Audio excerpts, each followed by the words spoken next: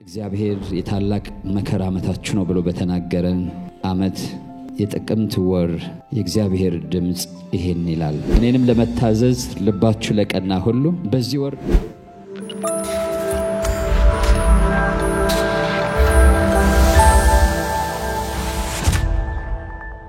መገኘቱ በመካከላችን ስላለ ጌታን እናመሰግናለን። ሃሌሉያ ሃሌሉያ። አዎና መልካዋለን እጆቻችንን እናንሳና አዎ አመልካለሁ ሰግደልሃለሁ። እጆቻችሁን አንሱና በሉት ሃሌሉያ። አንተ ብቻ አምላክ ነህ ጌታ ኢየሱስ። ጌቶች የተባሉ ብዙ ቢኖሩም እኛ ግን የምናውቀው አንተ ብቻ ነህ። አማልክት የሚባሉ ብዙ ቢኖሩም አምላካችን እግዚአብሔር ሆይ ካንተ በቀር ሌላ አምላክ የለም። ላንተ እንሰግዳለን፣ ለስምህ እንገዛለን፣ የሚገባህን ክብርና ምስጋና እናመጣለን። ሃሌሉያ ሃሌሉያ ሃሌሉያ ሃሌሉያ። ክብር ለስሙ ይሁን። በጌታ ደስ ያላችሁ ካላችሁ ለስሙ የሚገባውን ክብር ለስሙ የሚገባውን ምስጋና አምጡለት። ሃሌሉያ ሃሌሉያ ሃሌሉያ ሃሌሉያ። ስሙ ለዘላለም ይባረክ። እናመሰግንሃለን፣ እናከብርሃለን። ሃሌሉያ። እግዚአብሔር በየወሩ አይደለም በየቀኑ በድምጹ ይመራናል። በየቀኑ ብቻ አይደለም። እግዚአብሔር በሰዓታት በሰከንዶች መሃል ድምጹ የሚሰማ አምላክ ነው። አንዳንድ ሰዎች በየወሩ ለምን ይላሉ ማለት የበዛ መስሏቸው ማለት ነው። የጋራ ስለሆነ እንጂ እያንዳንዳችን በሰከንዶች ልናዳምጠው ይገባል። ከእግዚአብሔር ባህሪ ውስጥ አንዱ የሚናገር አምላክ መሆኑ ነው። የአሕዛብ አማልክቶች አፍ አላቸው አይናገሩም። ሰዎች ስለሰጧቸው ያን አፍ ማለት ነው። እግዚአብሔር አምላካችን ግን ይናገራል። ደግሞ ድሮ አሕዛብ ሳላችሁ ወደማይናገሩ ጣዖታት ዞር ብላችሁ ነበር ይላል። አሁን ግን ወደሚናገር አምላክ መጥተናል። መጽሐፍ ሲናገር እሱ የሚናገረኝን እሰማለሁ ይላል። ለመስማት ዝግጁ የሆነ ሰው አለ? እግዚአብሔር ስሙ ይባረክ። በዚህ ትንቢታዊ እወጃ ቀን ለወሩ እግዚአብሔር በሚናገረን ቀን የምንሰማው ድምጽ የዚህ ወር ብቻ ነው ማለት አይደለም። እግዚአብሔር ግን በተለየ ሁኔታ ትኩረት እንድናደርግበት የሚፈልገው በተለየ ሁኔታ ደግሞ ሊባርከን እግዚአብሔር የሚመጣበትን መንገድ ነው የሚያመላክተን። በዚህ መግቢያ የእግዚአብሔርን ቃል አነባለሁ። መዝሙረ ዳዊት መዝሙር 29 የአምላክ ልጆች ሆይ ለእግዚአብሔር አምጡ፣ ክብርና ምስጋናን ለእግዚአብሔር አምጡ። የስሙን ክብር ለእግዚአብሔር አምጡ፣ በቅድስናው ስፍራ ለእግዚአብሔር ስገዱ። የእግዚአብሔር ድምጽ በውኆች ላይ የክብር አምላክ አንጎደጎደ። እግዚአብሔር በብዙ ውኆች ላይ ነው። የእግዚአብሔር ድምጽ በኃይል ነው። የእግዚአብሔር ድምጽ በታላቅ ክብር ነው። የእግዚአብሔር ድምጽ ዝግባን ይሰብራል። እግዚአብሔር የሊባኖስን ዝግባ ይቀጠቅጣል። እንደ ጥጃ ሊባኖስን አንድ ቀንድ እንዳለው አውሬ ልጅ ስርዮንን ያዘድላቸዋል። የእግዚአብሔር ድምጽ የእሳቱን ነበልባል ይቆርጣል። የእግዚአብሔር ድምጽ ምድረ በዳውን ያናውጣል። እግዚአብሔር የቃዴስን ምድረ በዳ ያናውጣል። የእግዚአብሔር ድምጽ ዋላዎችን ያጠነክራቸዋል፣ ጫካዎቹንም ይገልጣል። ሁሉም በመቅደሱ ምስጋና ይላል። እግዚአብሔር የጥፋት ውሃን ሰብስቧል፣ እግዚአብሔር ለዘላለም ንጉሥ ሆኖ ይቀመጣል። እግዚአብሔር ለሕዝቡ ኃይልን ይሰጣል። እግዚአብሔር ሕዝቡን በሰላም ይባርካል። ሃሌሉያ። በዚህ እግዚአብሔር የታላቅ መከራ ዓመታችሁ ነው ብሎ በተናገረን ዓመት የጥቅምት ወር የእግዚአብሔር ድምፅ ይሄን ይላል፣ ድምፄን የምትሰሙበት ጊዜ ነው።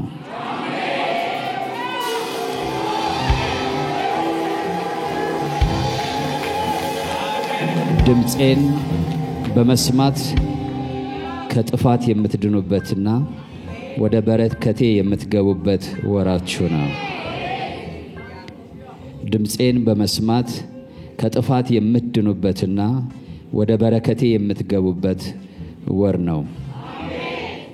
ዮሐንስ ወንጌል ምዕራፍ 10 ቁጥር 27 በጎቼ ድምፄን ይሰማሉ፣ እኔም አውቃቸዋለሁ፣ ይከተሉኝማል። እኔም የዘላለምን ሕይወት ሰጣቸዋለሁ፣ ለዘላለም አይጠፉም፣ ከእጄም ማንም አይነጥቃቸውም። የሰጠኝ አባቴ ከሁሉ ይበልጣልና ከአባቴ እጅ ሊነጥቃቸው ማንም አይችልም። እኔና አብ አንድ ነን። እግዚአብሔር በመንፈስ ቅዱስ ይሄን ይላል፣ ድምፄን በመስማት እናንተና ያላችሁ ይጠበቃል። ድምፄን በመስማት እናንተና ያላችሁ ይጠበቃል። በዚህ ወር ድምፄን ስትሰሙ መመሪያና አቅጣጫ ሰጣችኋለሁ። በዚህ ወር ድምፄን ስትሰሙ መመሪያና አቅጣጫ ሰጣችኋለሁ። የእግዚአብሔር ቃል እንደዚህ ይላል፣ አነብላችኋለሁ። በጸሎት መንፈስ ሆናችሁ ስሙ። ኢሳይያስ 30 ቁጥር 21 በብዙ መከራ ውስጥ እንድታልፉ እግዚአብሔር ይፈቅድ ይሆናል። መደበኛ ትርጉሙን ነው ማነበው። ነገር ግን እርሱ ራሱ ከእናንተ ጋር በመገኘት ያስተምራችኋል። ዳግመኛም እርሱን በመፈለግ አትደክሙም። ከመንገድ ወጥታችሁ ወደ ቀኝ ወይም ወደ ግራ ብትባዝኑ ከበስተኋላችሁ ትክክለኛው መንገድ ይህ ነው፣ በዚህ ሂድ የሚለውን ድምፅ ትሰማላችሁ። እርስ በርሳችሁ ትክክለኛውን መንገድ የሚያሳይህን ድምፅ ትሰማለህ ተባባሉ። መዝሙረ ዳዊት 32 ቁጥር 8 አስተምርሃለሁ፣ በምትሄድበት መንገድ እመራሃለሁ፣ ዓይኖቼን ባንተ ላይ አጸናለሁ። ሃሌሉያ። እግዚአብሔር በዚህ ወር ውጤታማ ወደምትሆኑበት አቅጣጫና መንገድ በድምፄ እመራቸዋለሁ፣ አስተምራቸዋለሁ። መከናወንን፣ መሳካትን፣ በድል መመላለስን፣ ጽድቅንና እውነትን ከድምፄ ትሰማላችሁ።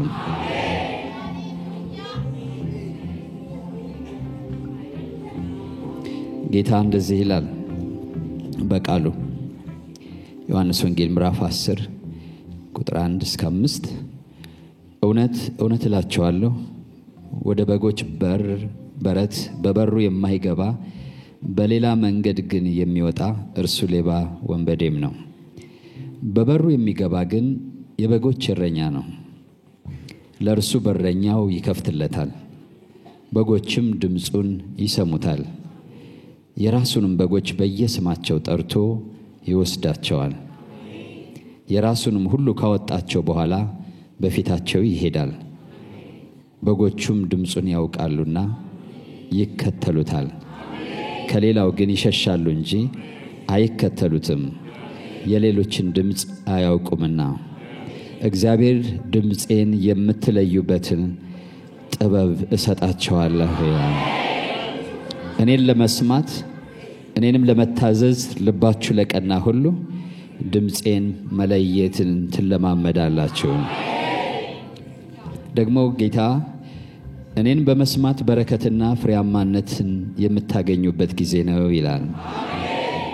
አሁንም በእግዚአብሔር ቃል አስረግጥላችኋለሁ። ዘዳግም 7 ቁጥር 12 እስከ 15 እንዲህ ይላል እንዲህም ይሆናል ይችን ፍርድ ሰምተህ ብትጠብቃት ብታደርጋት አምላክህ እግዚአብሔር ለአባቶች የማለውን ቃል ኪዳንና ምህረት ላንተ ይጠብቅልሃል ይወድህማል ይባርክህማል ያበዛህማል ይሰጥህም ዘንድ ለአባቶችህ በማለላቸው ምድር የወድህን ፍሬ የመሬትህንም ፍሬ እህልህን ወይንህን ዘይትህንም የከብትህንም ብዛት የበግህንም መንጋ ይባርክልሃል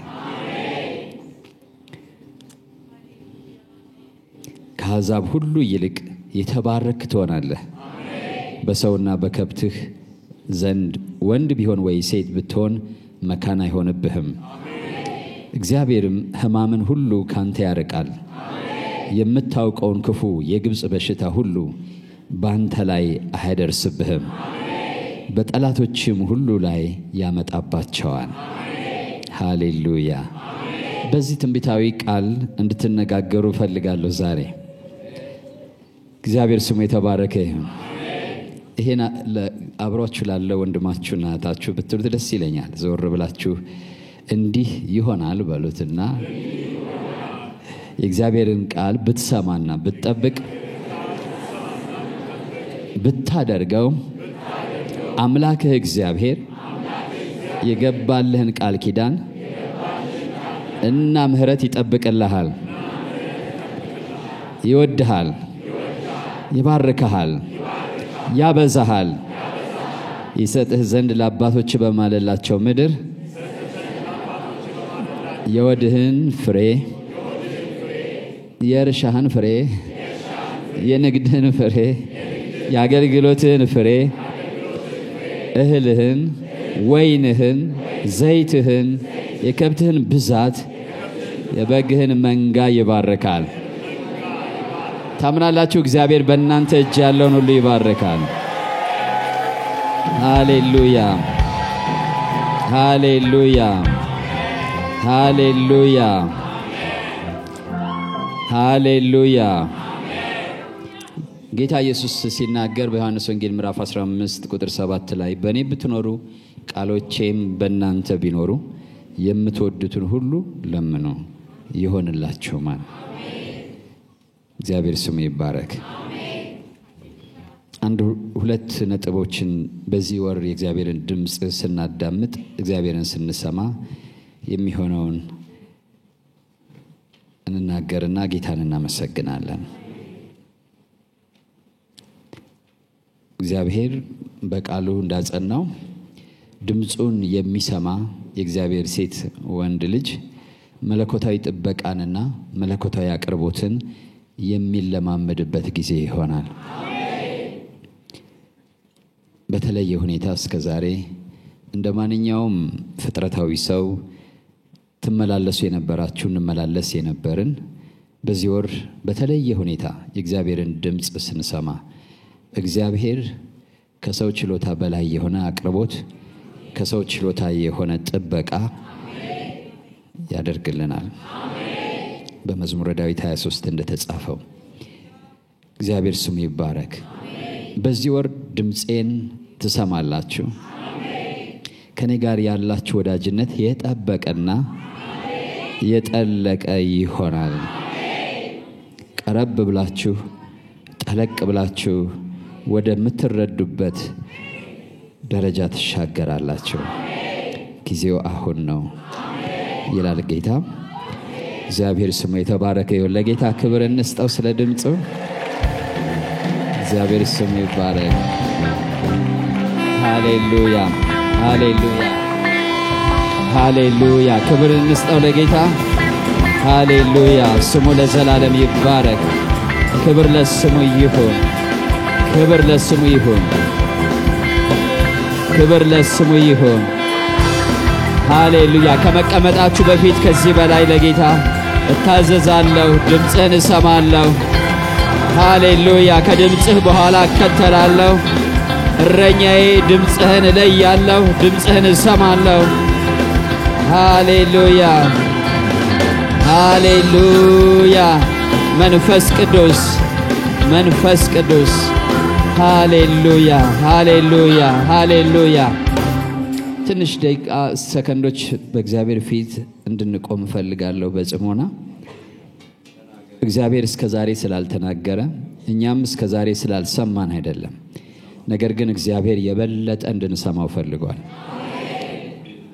ያለ መስማት አደጋዎች አሉ። ምናልባት በትምህርት መልኩ እናያለን። እነዛ አደጋዎች ምናልባት በህይወታችን መተው ሊሆን ይችላል። የልብ መደንደን፣ እልህኝነት ማለት እየሰማን እንዳልሰማን መሆን እልህኝነት ነው። ወይም ደግሞ አዞን አለማድረግ እልህኝነት ነው። ይሄን ደግሞ መደጋገም ደግሞ ወደ ደንዳናነት ይቀየራል። ምናልባት አንዳንዶቻችን በዚህ ሁኔታ ውስጥ ያለን ኖር ይሆናል። እንደ ድሮ የእግዚአብሔር ድምጽ ቶሎ የማይሰማን፣ ስሜቱ ራሱ ድምጽ ስሜት አለው። የአምላክ ድምጽ ደግሞ የተለየ ስሜት አለው። ማንነቱን ተሸክሞ ነው የሚመጣው። አክብሮት አለው፣ ፍርሃት አለው፣ ቅድስና አለው፣ ኃይል አለው። ቅድም እንዳነበብ ነው። እና አሁን ግን ስንሰማ እንደ ተራ ቃል ሆኖብን ሊሆን ይችላል። እንደ ተራ ድምጽ ሆኖብን ሊሆን ይችላል። ያን የእግዚአብሔርን ክብር ያልተሸከመ፣ ያን ፍርሃት ያልተሸከመ፣ ያን ፍቅር ያልተሸከመ፣ ያን መገኘት ያልተሸከመ ወደ መሆን ሄዶብን ሊሆን ይችላል። ደጋግመን የሰማነውን ድምጽ አለመታዘዝ፣ ትኩረት አለመስጠት፣ ስፍራ አለመስጠት ወደዛ አይነት ነገር ያሸጋግራል። ስለዚህ ይህ ወር እንዲህ ካለ በሽታ የምንፈወስበት ጊዜ ነው። እግዚአብሔር መስማታችንን ይፈውሰዋል። ማድመጣችን እግዚአብሔር ይፈውሰዋል። በዚህ ሁኔታ ውስጥ ያለን ካለን አሁን ሰዓቱ ነው። ጌታ ሆይ ጊዜ ስላመጣህልኝ ወደ አንተ መለሳለሁ። ድምጽህን በጉጉት እጠብቃለሁ።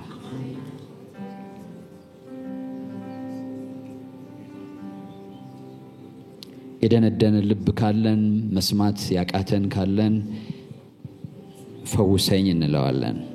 ትንሽ ሰከንዶች ለየግላችን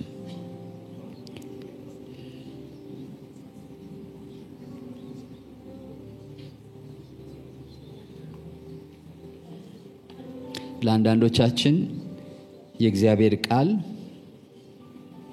ድምጽ ሳይሆን ጩኸት ሆኖብን ሊሆን ይችላል። ድምጽ ትርጉም ያለው ነው።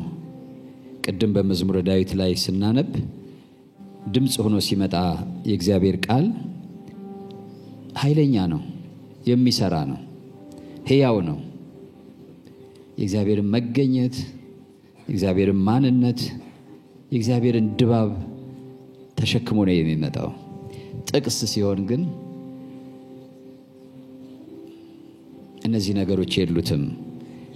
ለዛ ነው እዚህ ላይ ምን አይነት ኢምፓክት እንደሚያመጣ ድምጽ ሲሆን የእግዚአብሔር ድምጽ ብሎ የእግዚአብሔር ድምጽ በሆች ላይ ነው። የክብር አምላክ አንጎደጎደ። የእግዚአብሔር ድምጽ እንደ ነጎድጓድ ነው። ነጎድጓድ ድንገት አሁን እዚህ ያለን እንኳን መብረቅ ቢባርቅ ነጎድጓድ እሱ ነው። ሁላችን እንደነበር ነው አይሆንም። ስሜታችን ይቀየራል። የእግዚአብሔር ድምጽ ለሌላው ሰው ለጓደኛችን ባይሰማም ግን እንደ ነጎድጓድ ነው። የእግዚአብሔር ድምጽ በኃይል ነው። እግዚአብሔር የሊባኖስን ዝግባ ይቀጠቅጣል። ድምጹ ማለት ነው። እዚህ የሚያወራው እግዚአብሔር ሲል ስለ ድምጹ ነው። ኃያል የተባለውን ብርቱ የተባለውን የሚቀጠቅጥ ነው። እንደ ጥጃ ሊባኖስን አንድ ቀንድ እንዳለው አውሬ ልጅ ስሪዮንን ያዘልላቸዋል። ደግሞ የተለየ ደስታን ፈንጠዝያን ደግሞ የሚፈጥር ነው። ሰው እግዚአብሔርን ድምጽ ሰምቶ ጀስት ዝም ብሎ ኖርማል መሆን አይችልም። በትክክል የእግዚአብሔርን ድምጽ ስትሰሙ መንፈሳችሁ ይዘላል። እግዚአብሔር ስሙ ይባረክ። የእግዚአብሔር ድምጽ የእሳቱን ነበልባል ይቆርጣል። በሕይወታችን ብዙ ጊዜ እሳት ውስጥ ነው ያለሁት የተለያየ ነገር እንላለን፣ ግን ያን እሳት ይቆርጠዋል እግዚአብሔር በድምጹ ሲመጣ ወደ ሕይወታችን። የእግዚአብሔር ድምጽ ምድረ በዳውን ያናውጣል። ብዙ የምድረ በዳ ነገሮች ይኖሩናል በህይወታችን። መፍትሄው የእግዚአብሔር ድምጽ ነው። ምድር ቅርጽ ባልነበራት ጊዜ ምንም ነገር ባዶ በሆነች ጊዜ የመጣው የእግዚአብሔር ድምጽ ነው።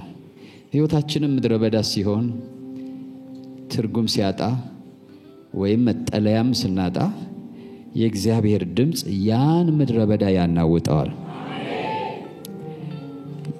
እግዚአብሔር የቃዴስን ምድረ በዳ ያናውጣል። የእግዚአብሔር ድምጽ ዋላዎችን ያጠነክራቸዋል፣ ጫካዎችንም ይገልጣል። ሁሉም በመቅደሱ ምስጋና ይላል። ሐዘንን፣ ውርደትን፣ ሽንፈትን የእግዚአብሔር ድምጽ ወደ ምስጋና ይቀይረዋል። እግዚአብሔርን በድምጹ የሚሰማ ሰው ችግሩ ለጊዜው ነው፣ ፈተናው ለጊዜው ነው፣ ወደ ምስጋና ይለወጥለታል። እግዚአብሔር የጥፋትን ውሃ ሰብስቧል። ከዚህ አትለፍ የሚለው እግዚአብሔር የጥፋትን ውሃ በድምጹ ነው። እኛ በምንቀበለው ድምጽ እግዚአብሔር ገደብን ያኖርለታል። የመከራን ገደብ፣ የፈተናን ገደብ፣ የተግዳሮትን ገደብ በእኛ ላይ የሚነሳ እግዚአብሔር እስከፈቀደለት ክልል ድረስ ብቻ ነው የሚነሳው። እግዚአብሔር ገደብን በድምጹ ያደርጋል።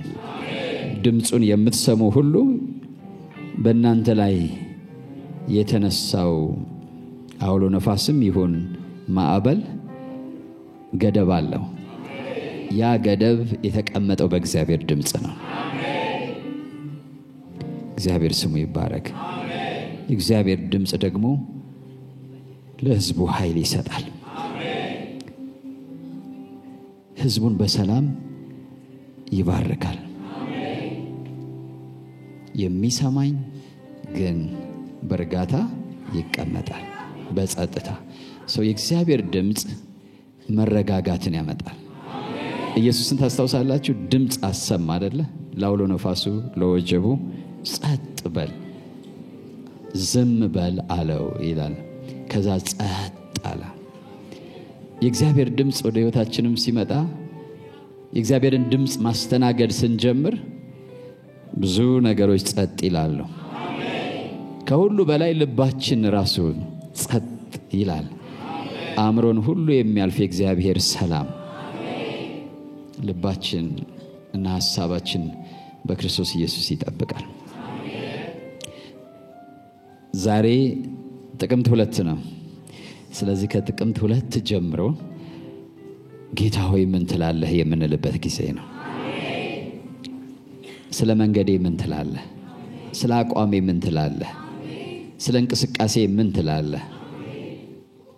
ስለ አገልግሎቴ ምን ትላለህ? ቃልህ ምን ይላል? ድምጽህ ምን ይላል? ተናግረኸኝ ትኩረት ያልሰጠሁበት ጊዜ መቼ ነበረ የምንልበት ጊዜ ነው። እንደዚህ ከሆነ በፊታችን ቅድም እግዚአብሔር እንደተናገረን ተቆጥሮ የማያልቁ በረከቶችን አዘጋጅቶልናል። መመሪያ አቅጣጫ ይሰጠናል። በዚህ ሂድ ይለናል፣ በዚህ አትሂድ ይለናል። ሃሌሉያ! ደስ ያለው ሰው አለ በእግዚአብሔር ድምጽ? ሃሌሉያ ሃሌሉያ! ክብር ስጡት፣ ለእግዚአብሔር ክብር ስጡት፣ ምስጋና ሰውለት። ሁላችንም በመንችለው ታዘዛለሁ፣ እሰማሃለሁ፣ ፈቃድህን እፈጽማለሁ። ሃሌሉያ! ካንተ ጋር ወደ ጠበቀ ወደ ጠለቀ ወዳጅነት እመጣለሁ። ሃሌሉያ! ስም ይባረክ፣ ስም ይባረክ። ሊመጣ ካለው ጥፋት ባንተ ድምጽ እከለላለሁ። ድምጽህ ይታደገኛል፣ ድምጽህ ይጠብቀኛል። ሃሌሉያ ሃሌሉያ!